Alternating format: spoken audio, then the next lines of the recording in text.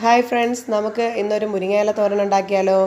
അതിനായിട്ട് നമുക്കൊന്ന് ഒരു പാത്രം ഒന്ന് അടുപ്പത്ത് വയ്ക്കാം. അതൊന്ന് ചൂടായി വരുമ്പോഴേക്കും അതിലേക്ക് നമുക്ക് ഓയിൽ ഒഴിച്ചു കൊടുക്കാം. ഓയിൽ ചൂടായി വരുമ്പോൾ അതിലേക്ക് കടുക് ഇട്ട് കൊടുക്കാം. കടുകൊന്ന് പൊട്ടി വരുമ്പോൾ അതിലേക്ക് ഉണക്കമുളക് ചേർത്ത് കൊടുക്കാം. ശേഷം നമ്മൾ കഴുകി ഡ്രെയിൻ ചെയ്ത് വെച്ചിരിക്കുന്ന മുരിങ്ങയില ആഡ് ചെയ്ത് കൊടുക്കാം. അതൊന്ന് ഇളക്കി യോജിപ്പിച്ച് ഒരു പാതി വാടലാകുമ്പോഴേക്കും നമ്മൾ കുറച്ച് തേങ്ങ ചിരകി മാറ്റി വെച്ചിട്ടുണ്ട്. ആ ചിരകിയ തേങ്ങയിലേക്ക് ഒരു 4-5 ചെറിയുള്ളി ചേർത്ത് കൊടുക്കാം. കൊച്ചുള്ളി എന്ന് പറയും.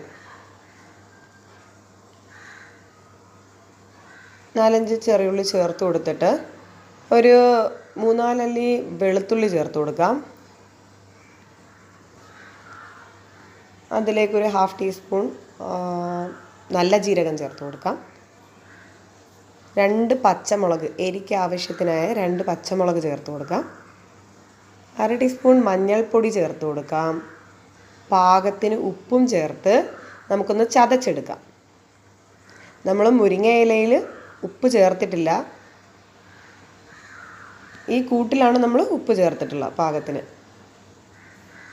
ഇനി ആ ചതച്ച കൂട്ടിനെ നമുക്ക് ഈ പകുതി വാടിയ മുരിങ്ങയിലയിലേക്ക് ചേർത്ത് കൊടുക്കാം.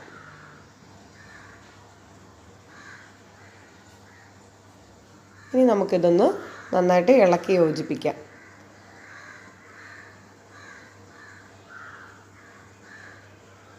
നന്നായിട്ട് ഇളക്കി യോജിപ്പിച്ച്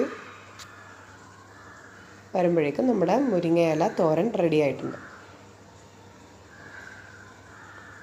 പ്രത്യേകം ശ്രദ്ധിക്കണം, ഇതിൽ വെള്ളം അധികം ഉണ്ടാവാൻ പാടില്ല കേട്ടോ. ഇപ്പം നമ്മുടെ മുരിങ്ങയില തോരൻ തയ്യാർ. അപ്പോൾ എല്ലാവരും തീർച്ചയായിട്ടും ഇതൊന്ന് ട്രൈ ചെയ്യണം.